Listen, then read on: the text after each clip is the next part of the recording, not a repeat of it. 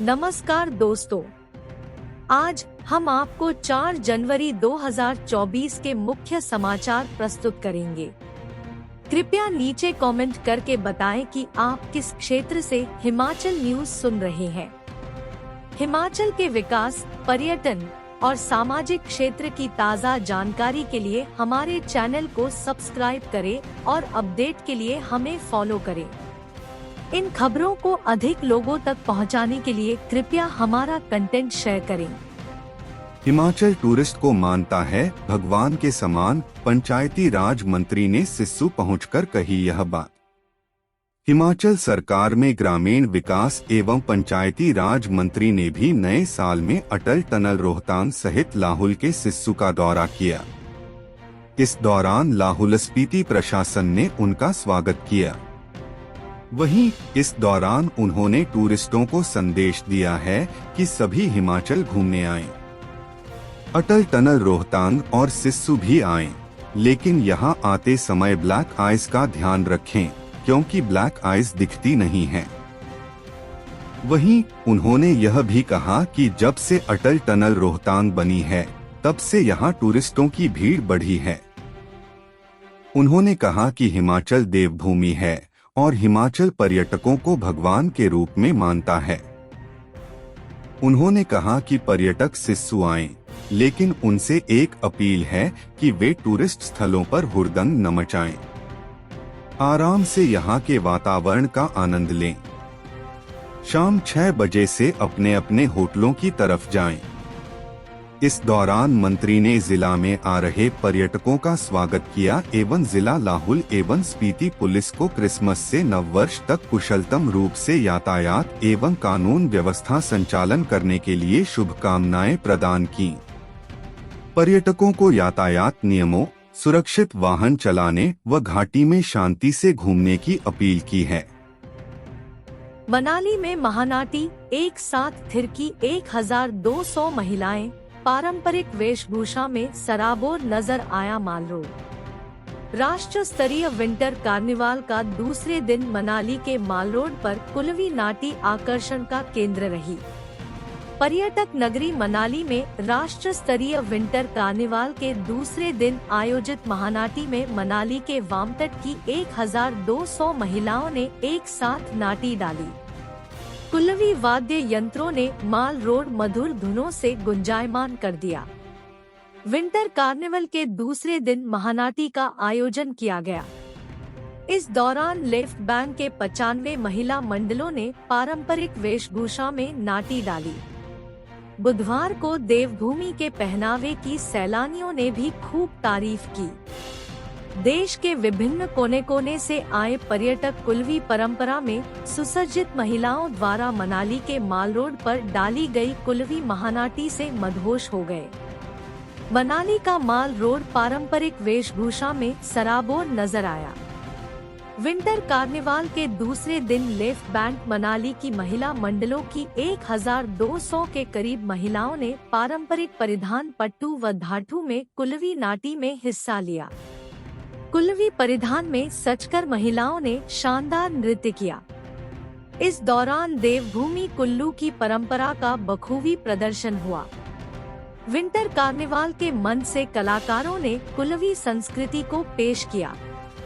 इस महानाटी को देखकर मनाली पहुंचे हजारों पर्यटक हिमाचल संस्कृति के दीवाने हो गए।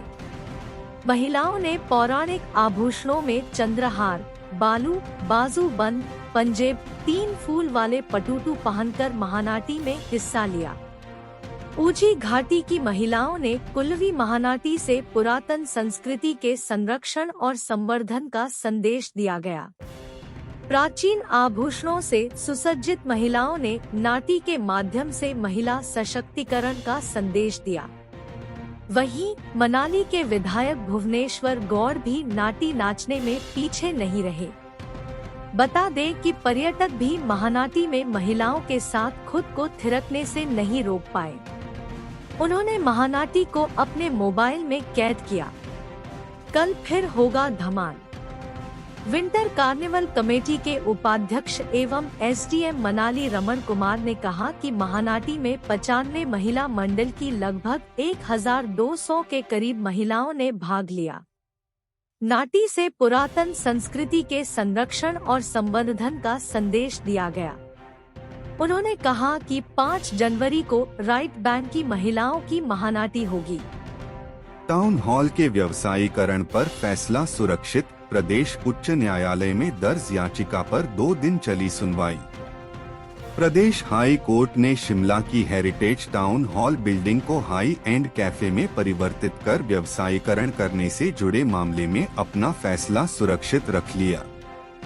मुख्य न्यायाधीश एमएस रामचंद्र राव और न्यायाधीश ज्योत्सना रिवाल दुआ की खंडपीठ ने 2 दिन चली सुनवाई के पश्चात अपना फैसला सुरक्षित रखा है। कोर्ट ने अधिवक्ता अभिमन्यु राठौर द्वारा दायर जनहित याचिका की पर सुनवाई की। याचिका में आरोप लगाया गया है कि नगर निगम शिमला ने प्राचीन स्मारक और पुरातत्व स्थल और अवशेष अधिनियम 1958 के टीसीपी अधिनियम का उल्लंघन करते हुए इस विरासत संपत्ति को हाई एंड कैफे में बदलने की अनुमति दी है। आरोप है कि एमसी शिमला ने हेरिटेज टाउन हॉल के ग्राउंड फ्लोर पर हाई एंड रेस्तरां चलाने के लिए लीज पर देने के लिए वर्ष 2020 में टेंडर प्रक्रिया जारी की थी। जब एमसी शिमला को उपयुक्त बोलीदाता नहीं मिल पाए तो निविदा नोटिस जारी करने की जिम्मेदारी Himachal Pradesh infrastructure development board HPIDB को सौंपने का फैसला किया गया था। इसके बाद HPIDB ने 26 फरवरी 2022 को एक निविदा नोटिस जारी किया था। याचिका में आरोप लगाया गया है कि निजी संचालक ठेकेदार हेरिटेज बिल्डिंग में हाई एंड कैफे बनाकर हेरिटेज बिल्डिंग मानदंडों का उल्लंघन कर रहा है। याचिकाकर्ता ने कोर्ट से सरकार को विरासत भवन को कानून के अनुसार उसके मूल स्वरूप और आकार में बहाल करने और सबसे उपयुक्त तरीके से इसका उपयोग करने का निर्देश देने का आग्रह किया है। प्रार्थी ने कोर्ट से राज्य सरकार को दोषी अधिकारियों के खिलाफ उचित विभागीय कार्रवाई शुरू करने का निर्देश देने का आग्रह भी किया है, जो अनधिकृत आंतरिक निर्माण और संशोधन की निगरानी और सत्यापन करने में विफल रहे, जिससे विरासत भवन की प्रकृति बदल गई। हड़ताल खत्म, काम पर लौटे ट्रक ऑपरेटर। आश्वासन के बाद महतपुर पेखुवेला के ILLPT प्लांट में हालात सामान्य। हिट एंड रन बिल का विरोध कर रहे ट्रक ऑपरेटरों ने केंद्र सरकार के आश्वासन के बाद अपनी हड़ताल को समाप्त कर दिया है। बुधवार को ट्रक ऑपरेटरों की हड़ताल वापसी की घोषणा के बाद पेखुवेला स्थित IOCL ऑयल टर्मिनल व महतपुर के IOCL LPG बॉटलिंग प्लांट में सेवाएं सामान्य हो गई। ट्रक ऑपरेटर महतपुर व पेखुवेला में काम पर लौट आए। इससे पेट्रोल व डीजल के साथ साथ रसोई गैस सिलेंडर की आपूर्ति भी सामान्य हो गई। ट्रक चालकों के हड़ताल पर रहने के चलते पिछले 2 दिनों से प्रदेश में पेट्रोल व डीजल की कमी को लेकर हाहाकार भी थम गया है। वहीं रसोई गैस की आपूर्ति भी हिमाचल में सामान्य हुई है। All India motor transport Congress को केंद्रीय गृह सचिव द्वारा लिखित तौर पर हिट एंड रन कानून के लागू नहीं होने व इसे लागू करने से पहले संगठन के प्रतिनिधियों से वार्तालाप करके चालकों के हितों की रक्षा करने के आश्वासन के बाद ट्रक चालकों ने अपनी हड़ताल समाप्त की। बुधवार को पेखुवेला के IOCL ऑयल टर्मिनल से 370 के करीब टैंकर प्रदेश के सभी जिलों के अलावा पंचकूला, रूपनगर व होशियारपुर के लिए सामान्य रूप से निकले।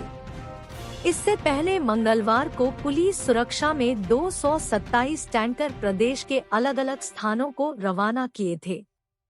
IOCL बॉटलिंग प्लांट महतपुर से कुल 81 ट्रक रसोई गैस सिलेंडर लेकर प्रदेश के अलग अलग स्थानों के लिए रवाना हुए। पेखुवेला में ट्रक यूनियन अध्यक्ष शिव कुमार ने कहा कि केंद्र द्वारा उनकी मांगे मान जाने पर हड़ताल समाप्त कर दी गई है। अब रूटीन सप्लाई लाइन को बहाल कर दिया है। निजी बस सेवाएं बहाल। लोगों ने ली चैन की सांस।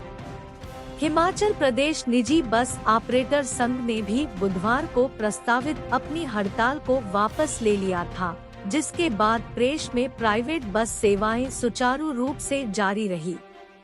जिला ऊना में पूरा दिन निजी बस सेवाएं पूर्व की भांति चली। वहीं एचआरटीसी बस सेवाएं भी सभी निर्धारित रूट्स पर जारी रही। प्रदेश में पेट्रोल रसोई गैस की समस्या बहाल। एसडीएम ऊना विश्व मोहन देव चौहान ने कहा कि ट्रक चालकों की हड़ताल समाप्त हो गई है। इसके बाद महतपुर आईओसीएल बाटलिंग प्लांट व पेखुवेला आईओसीएल आयल टर्मिनल से सप्लाई बहाल हो गई है। बुधवार को पेखुवेला से 370 टैंकर व महतपुर से 81 ट्रक सप्लाई लेकर अपने गंतव्य स्थानों के लिए रवाना हुए हैं। जिला ऊना में पेट्रोल पंपों पर भी आपूर्ति सामान्य हो गई है। रसोई गैस सिलेंडर की आपूर्ति भी सुचारू है। आज से खुलेंगे निजी स्कूल। जिला ऊना में ट्रक चालकों की हड़ताल के चलते डीजल व पेट्रोल की आपूर्ति बाधित होने के चलते ऊना के सभी सीबीएसई मान्यता प्राप्त निजी स्कूलों ने 3 व 4 जनवरी को स्कूल बंद करने का निर्णय लिया था, जिसे अब ट्रक चालकों की हड़ताल समाप्त होने के बाद वापस ले लिया है। अब पूर्व की भांति सभी स्कूल 4 जनवरी से अपने तय समय पर खुलेंगे। सीबीएसई मान्यता प्राप्त निजी स्कूल संघ के अध्यक्ष सोमेश कुमार शर्मा ने कहा कि हड़ताल समाप्त होने के बाद डीजल की आपूर्ति सुचारू होने के बाद प्राइवेट स्कूल संघ ने स्कूलों को 4 जनवरी से खोलने का निर्णय लिया है। टैंकर पहुंचते ही तेल को मारामारी। प्रदेश में फिलिंग स्टेशनों पर पेट्रोल डीजल की सप्लाई आते ही उमड़ी भारी भीड़। बेशक ड्राइवरों की देशव्यापी हड़ताल खत्म हो गई है, मगर हिमाचल के लोग बुधवार को भी पेट्रोल डीजल न मिलने से इधर-उधर भटकते नजर आए। कई पंपों पर तो टैंकर पहुंचते ही तेल फिर से खत्म हो गया। शिमला के संजौली में DD Mehta petrol pump supply पहुंचने का इंतजार कर रहा है। हालांकि ऊना और नालागढ़ से मंगलवार शाम 150 टैंकर पेट्रोल डीजल की सप्लाई भेजी गई थी। वो या तो रात में ही बिक गई या फिर सुबह 7-8 बजे तक खत्म हो गई। जिन पंप पर तेल मिल रहा है, वहां लंबी लंबी लाइनें लग रही है। मोटर व्हीकल एक्ट में हिट एंड रन से जुड़े कानून में बदलाव के विरोध में खड़े ट्रक तीसरे दिन बुधवार से सड़कों पर दौड़े शुरू हो गए हैं। वहीं निजी बस सेवाएं भी सुचारू हो गई है। हड़ताल खत्म होने के बाद मंगलवार देर रात व बुधवार सुबह हिमाचल प्रदेश के विभिन्न जिलों में पेट्रोल डीजल की आपूर्ति पहुंची। पेट्रोल पंपों पर तेल के टैंकर पहुंचते ही लोगों ने राहत की सांस ली। वाहन चालकों की हड़ताल खत्म होने के बाद बीबीएन से 1000 ट्रक सामान लेकर रवाना हो गए हैं। ट्रक 2 दिनों से बीबीएन में ही खड़े हुए थे, लेकिन बुधवार से सामान की ढुलाई का कार्य शुरू हो गया है। मंगलवार को चालकों की हड़ताल के चलते इक्का-दुक्का ट्रक की माल लेने को तैयार हुए थे, लेकिन हड़ताल समाप्त होने के बाद बुधवार को जहां पर उद्योगों में माल लेने के लिए ट्रक पहुंच गए हैं। प्रशासनिक सुधारों की दिशा में सरकार की अहम पहल, रिपोर्ट और बैठक प्रबंधन पोर्टल की लॉन्च। प्रशासनिक सुधारों की दिशा में एक महत्वपूर्ण पहल करते हुए मुख्यमंत्री सुखविंदर सिंह सुक्खू ने आज यहां रिपोर्ट प्रबंधन पोर्टल RMP और बैठक प्रबंधन पोर्टल MMP लॉन्च किए। डिजिटल प्रौद्योगिकी एवं गवर्नेंस विभाग द्वारा विकसित किए गए यह पोर्टल संभवतः देश में अपनी तरह के पहले पोर्टल हैं। इन्हें विकसित करने का मुख्य उद्देश्य प्रशासन में निर्णय लेने, डेटा प्रबंधन और संचार में महत्वपूर्ण परिवर्तन लाना है। मुख्यमंत्री ने कहा कि रिपोर्ट प्रबंधन पोर्टल को विभागों, बोर्डों और निगमों में विभिन्न प्रकार की रिपोर्ट भेजने और निगरानी प्रक्रिया को सुव्यवस्थित करने के लिए तैयार किया गया है। इन पोर्टल में निर्णय लेने के दृष्टिगत वास्तविक समय में डेटा पहुंच की सुविधा उपलब्ध है। इस पोर्टल में एक क्लिक पर SMS और ईमेल के माध्यम से विभिन्न प्रकार के नोटिस जारी करने की सुविधा के साथ साथ संबंधित अधिकारियों को स्वचालित रूप से अनुस्मारक और सूचनाएं भेजने की सुविधा भी उपलब्ध है। उन्होंने कहा कि रिपोर्ट प्रबंधन पोर्टल कार्यालयों को अपने रिपोर्टिंग प्रारूप अपलोड करने की अनुमति प्रदान करता है, जिससे शासन के विभिन्न स्तरों पर पहुंच सुनिश्चित होती है। मुख्यमंत्री ने कहा कि MIMP एक मानकीकृत प्रारूप में स्पष्ट व प्रामाणिक डेटा एकत्र करेगा, जिसका उद्देश्य सरकारी कामकाज में पारदर्शिता, जवाबदेही और दक्षता बढ़ाना है। MIMP बैठक से संबंधित नोटिस और कार्यवाही जारी करने तथा सचिवालय से क्षेत्रीय कार्यालयों तक संचार को बढ़ावा देने के लिए एक व्यापक समाधान के रूप में कार्य करेगा। यह पोर्टल बैठक की समय सीमा को सावधानी पूर्वक ट्रैक करते हुए बैठकों के निर्धारण, आयोजन एवं समय पर इन्हें संपन्न करने में सहायक होगा तथा बैठक की कार्रवाई व निर्णयों को रिकॉर्ड भी करेगा और बैठक के उपरांत इन तक पहुंच भी आसान होगी।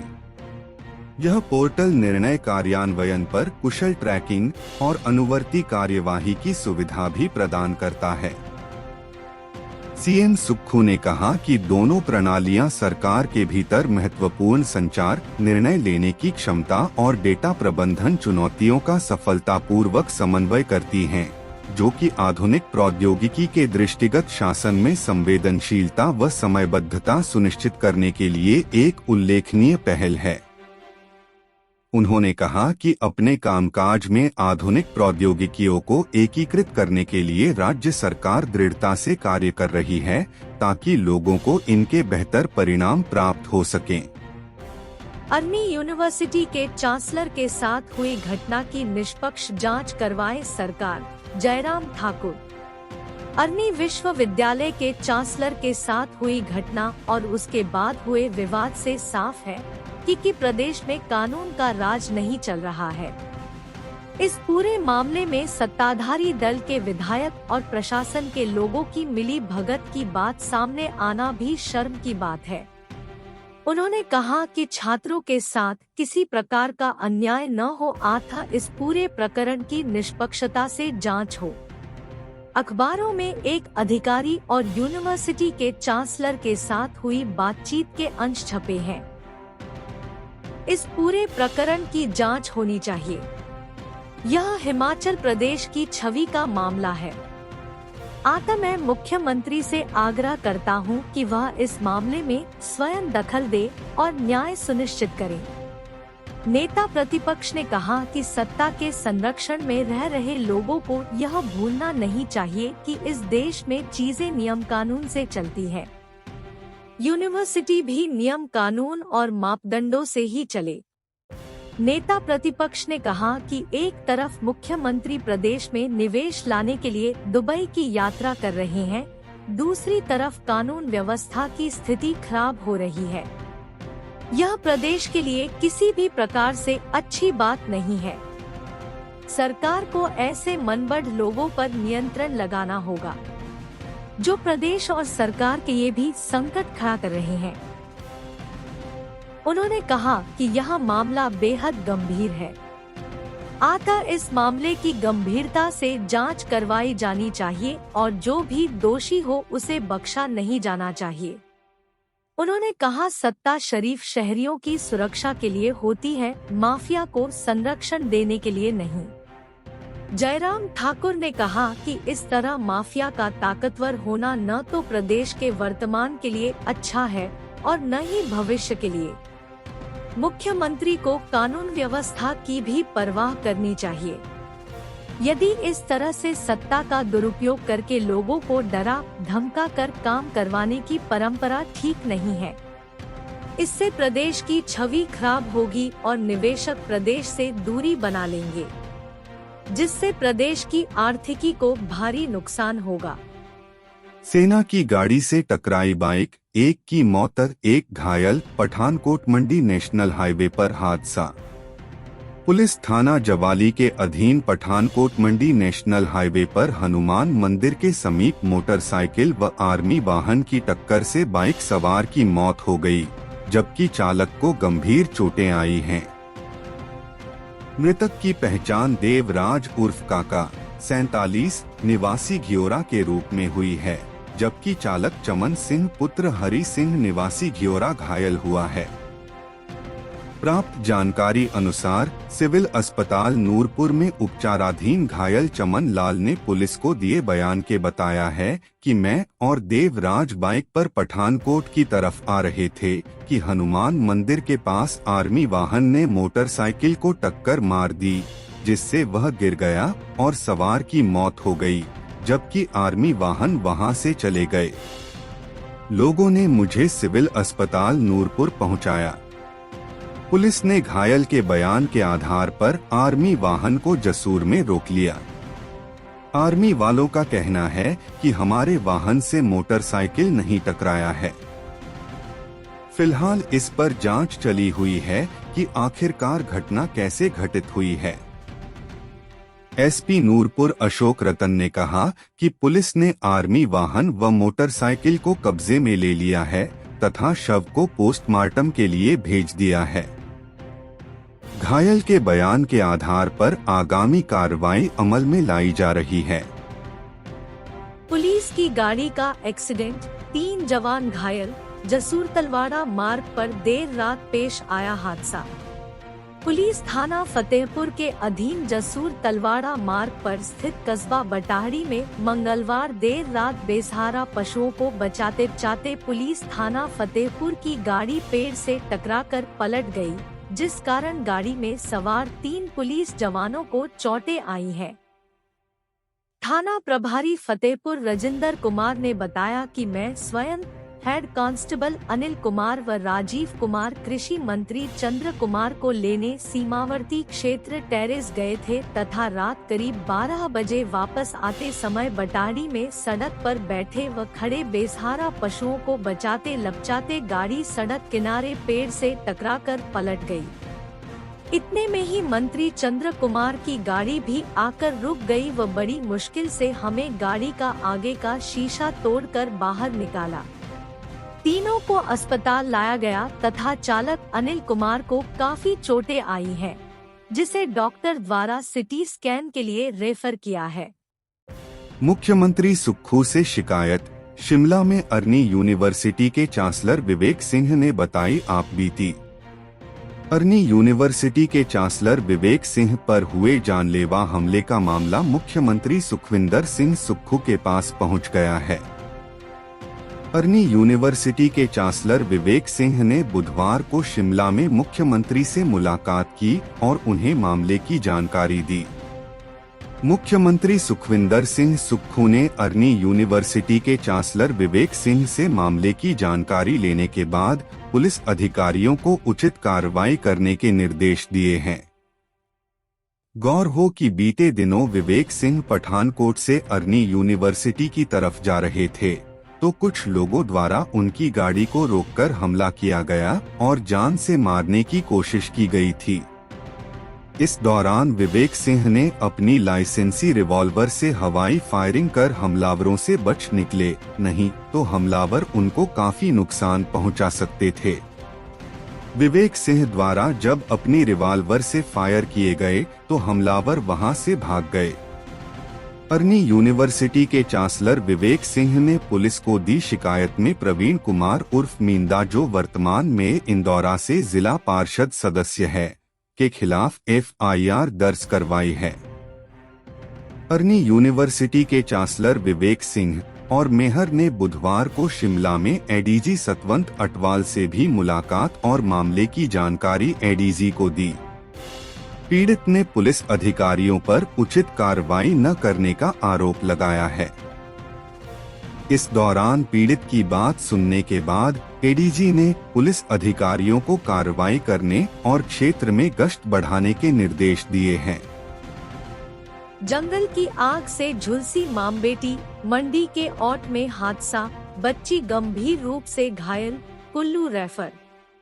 घर से जंगल में घास लेने गई मां और उसकी 6 वर्षीय बच्ची आग की चपेट में आने झुलस गई।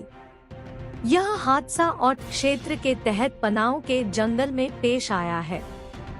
मां ने जैसे ही अपनी बेटी को आग में घिरे हुए देखा तो वह अपनी जान की परवाह किए बिना आग में कूद गई और किसी तरह से अपनी बेटी की जान बचा ली। इस दौरान मां भी आंशिक रूप से झुलस गई। मां की चीखों पुकार जब ग्रामीणों ने सुनी तो उन्होंने मौके पर पहुंचकर दोनों को आग से बाहर निकाला और अस्पताल पहुंचाया। घायल बेटी को प्राथमिक उपचार के बाद कुल्लू रेफर कर दिया है।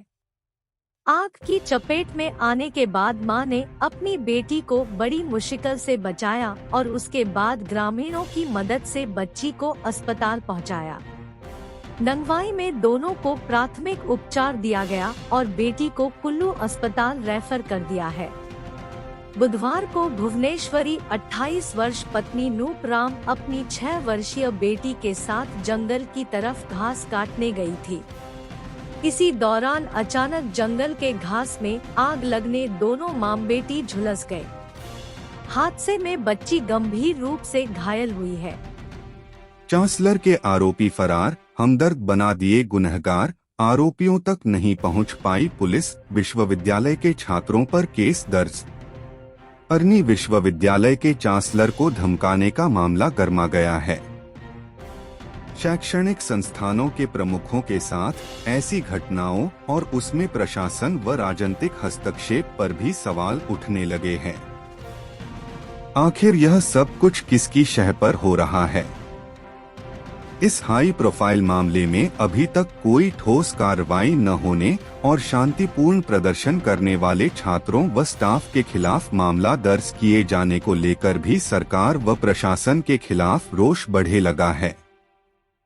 आम जनता भी इस मामले में कई सवाल खड़े कर रही है। विवि के चांसलर विवेक सिंह ने आरोपियों की गिरफ्तारियां न होने पर हाई कोर्ट जाने की बात कही है। इस हाई प्रोफाइल मामले में इतना समय बीत जाने के बाद भी आरोपियों की गिरफ्तारी न होना कानून व्यवस्था को भी कटघरे में खड़ा कर रहा है। व्यवस्था परिवर्तन का नारा देने वाली प्रदेश सरकार के कार्यकाल में ऐसा लग रहा है कि प्रशासन राजनीतिक पिछलगू बनकर रह गया है। पीड़ित चांसलर ने उपायुक्त कांगड़ा से शिकायत कर आरोपियों के खिलाफ कड़ी कार्रवाई की मांग की है। चांसलर विवेक सिंह पर हुए जानलेवा हमले के बाद पुलिस प्रशासन कितना गंभीर है, इसका अंदाजा इसी बात से लगाया जा सकता है कि अभी तक आरोपियों के गिरेबान तक पुलिस पहुंच नहीं पाई है। डीआईजी नॉर्थ अभिषेक दुल्लर का कहना है कि चांसलर की शिकायत पर मामला दर्ज कर लिया है। मामले में जुड़े हर पहलू को देखा जा रहा है और आगामी कार्रवाई की जाएगी। मुख्यमंत्री खुद लें एक्शन। देवभूमि में एक उच्च शैक्षणिक संस्थान चलाने वाले कुलपति को ही अगर न्याय नहीं मिल पाएगा तो आम आदमी किस तरह से न्याय की उम्मीद लगा सकता है? मुख्यमंत्री को खुद इस मामले में हस्तक्षेप कर आरोपियों के खिलाफ सख्त कार्रवाई करने के निर्देश देकर मिसाल कायम करनी चाहिए। मारपीट केस में राजनीति रंग। अरनी विवि के चांसलर पर जानलेवा हमले पर अब सियासी रंग भी चढ़े लगा है। विपक्ष को सरकार के खिलाफ बड़ा मुद्दा मिल गया है। नेता प्रतिपक्ष जयराम ठाकुर ने प्रदेश सरकार को घेरते हुए कहा है कि हिमाचल में बड़े निवेशक लाने का सपना दिखा रही कांग्रेस प्रदेश में निवेश करने वालों की ही सुरक्षा नहीं कर पा रही है। सेप्टिक टैंक में डूबने से बच्चे की मौत। हमीरपुर के खग्गल में हादसा, कंस्ट्रक्शन कंपनी के खिलाफ केस। पुलिस थाना हमीरपुर के तहत आने वाले खग्गल क्षेत्र में सेप्टिक टैंक में डूबने से एक 7 वर्षीय बच्चे की मौत हो गई है। बच्चे की मौत के बाद परिजनों ने कंस्ट्रक्शन कंपनी के खिलाफ मामला दर्ज करवाया है। आरोप है कि कंपनी ने ढक्कन की जगह टैंक के ऊपर बोरी लगाई थी, जिसके कारण बच्चे की मौत हुई। पुलिस ने शव को कब्जे में लेकर पोस्टमार्टम करवाने के बाद कार्रवाई शुरू कर दी है। बच्चे की मौत के बाद पूरे क्षेत्र में मातम पसरा हुआ है। मामला बीते मंगलवार का बताया जा रहा है। बताया जा रहा है कि खग्गल क्षेत्र से फोलेन निकाला जा रहा है, जिसकी जद में सेप्टिक टैंक आ रहा था। बताते हैं कि सेप्टिक टैंक को खाली किया जाना था, जिसके चलते ढक्कन खोलकर उसकी जगह बोरी लगा दी गई थी। 7 साल का बच्चा दौड़ता हुआ सीधा सेप्टिक टैंक में जा गिरा, क्योंकि उसे टैंक के ऊपर बोरी होने का आभास ही नहीं हो पाया। सेप्टिक टैंक में गिरने से बच्चे की मौत हो गई। हालांकि बच्चे को टैंक से बाहर निकालकर अस्पताल ले जाया गया, लेकिन तब तक काफी देर हो चुकी थी। बाद में मृतक के परिजनों ने कंस्ट्रक्शन कंपनी के खिलाफ लापरवाही करने का मामला दर्ज करवाया है। पुलिस अधीक्षक हमीरपुर डा आकृति शर्मा ने बताया कि कंपनी के खिलाफ मामला दर्ज किया है। उन्होंने कहा कि टैंक में डूबकर 7 वर्षीय बच्चे की मौत हुई है। HRTC ने 2023 में कमाए 11 करोड़, वर्ष 2022 के मुकाबले 5.50% अधिक मुनाफा। हिमाचल पथ परिवहन निगम धर्मशाला मंडल की वर्ष 2023 की कमाई में वर्ष 2022 के मुकाबले 5.50% अधिक मुनाफा हुआ है। वर्ष 2022 में 1 जनवरी से 31 दिसंबर 2022 तक 1,97 करोड़ 51,44,853 रुपए की कमाई हुई थी। वहीं वर्ष 2023 में इस समयावधि के दौरान 2,08 करोड़ 37,48,828 रुपए की कमाई हुई, जो कि 10 करोड़ 86,03,975 रुपए वर्ष 2022 से अधिक है। धर्मशाला मंडल के अंतर्गत 7 बस डिपो बैजनाथ, चंबा, धर्मशाला, जोगिंद्रनगर, नगरोटा, बगवा, पालमपुर और पठानकोट का संचालन किया जाता है। बुधवार को धर्मशाला में पत्रकार वार्ता में डीएम HRTC धर्मशाला पंकज चड्डा ने कहा कि वर्ष 2023 में वर्ष प्रति किलोमीटर औसतन आय में भी बढ़ोतरी हुई। प्रति किलोमीटर आय वर्ष 2023 में 39.99 रुपए, जबकि वर्ष 2022 में यह 38.70 रुपए थी। इसी तरह बसों के संचालन से किलोमीटर कवरेज भी 2.10% अधिक रही है। निगम की ओर से यात्रियों को बेहतर सुविधाएं प्रदान करने को कार्य किया जा रहा है। उन्होंने कहा कि मौजूदा समय में ठंड के चलते निचले क्षेत्रों में धुंध पड़ रही है। इससे विजिबिलिटी भी बहुत कम हो रही है। ऐसे में चालक रिस्क न लें। इसके अलावा चालकों को रिफ्रेशर कोर्स भी करवाए जा रहे हैं। 1 जनवरी से यह कोर्स सरकाघाट में शुरू हुआ है और सभी बस डिपो से 2-2 चालक भेजे जा रहे हैं। वोल्वो और AC के बलौर सहित शीशे टूटे पाए जाने पर होगी कार्रवाई। डीएम ने कहा कि सर्दियों के मौसम में यात्रियों को असुविधा न हो, इसके लिए बाकायदा निर्देश जारी किए हैं। इसमें वोल्वो तथा AC बसों के बलौर जांचने के बाद ही रूट पर भेजने के लिए कहा गया है। साथ ही रूट पर बस भेजने से खिड़की दरवाजों के शीशे न टूटे हों, इस पर विशेष ध्यान दिया जाए। NIT में विकसित भारत @2047 उपराष्ट्रपति हमीरपुर में 6 को युवाओं की भूमिका पर करेंगे चर्चा। राष्ट्रीय प्रौद्योगिकी संस्थान हमीरपुर NIT हमीरपुर 6 जनवरी को विकसित भारत 2047 कार्यक्रम में युवाओं की भूमिका पर एक महत्वपूर्ण आयोजन की मेजबानी करेगा। इस रोज संस्थान भारत के उपराष्ट्रपति जगदीप धनखड़ का स्वागत करेगा, जो 2047 के विकसित भारत के दृष्टिकोण पर एक संवादात्मक चर्चा के लिए आएंगे। विकसित भारत @2047 भारत को स्वतंत्रता के 100वें वर्ष तक एक विकसित राष्ट्र बनाने की ओर ले जाने का लक्ष्य रखता है। यह प्रगति के विविध पहलुओं, आर्थिक विकास, सामाजिक उन्नति, पर्यावरणीय स्थिरता और सुशासन को शामिल करते हुए विकसित भारत 2047 के लिए एक रोड मैप है। NIT हमीरपुर में उपराष्ट्रपति के साथ एक संवादात्मक सत्र होगा, जो इस दृष्टिकोण को आकार देने में युवाओं की महत्वपूर्ण भूमिका पर विचार करेगा।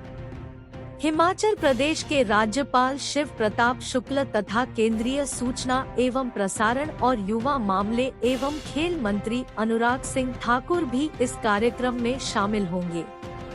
NIT हमीरपुर के निदेशक प्रो HM सूर्यवंशी ने कहा कि इस संवादात्मक सत्र में हमारे युवा छात्रों को विकसित भारत के निर्माण में सक्रिय रूप से योगदान करने का यह महत्वपूर्ण अवसर है।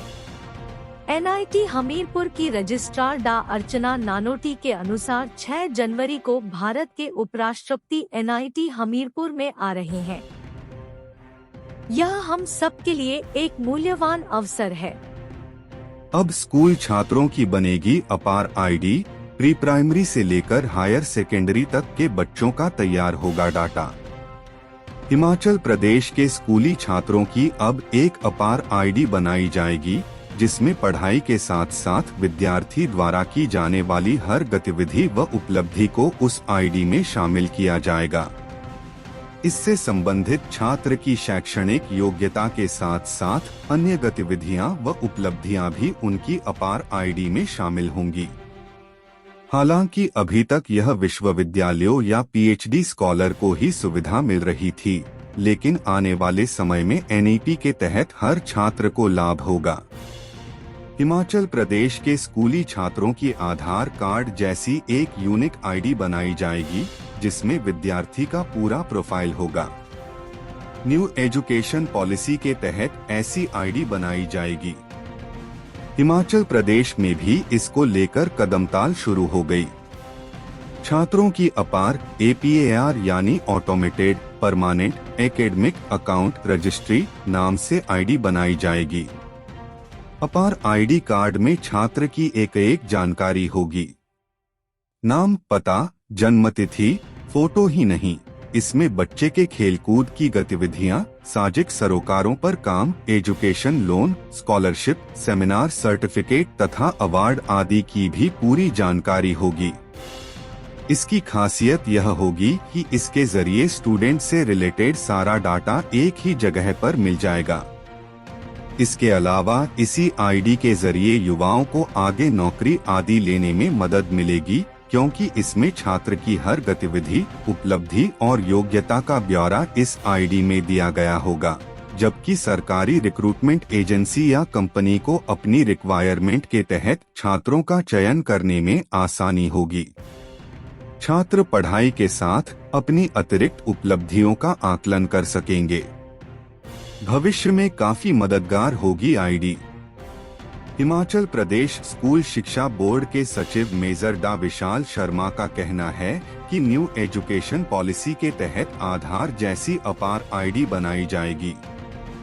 उन्होंने कहा कि यह अपार ID छात्रों के आने वाले भविष्य में काफी मददगार साबित होगी। उन्होंने बताया कि इसमें छात्रों का पूरा रिकॉर्ड उपलब्ध होगा।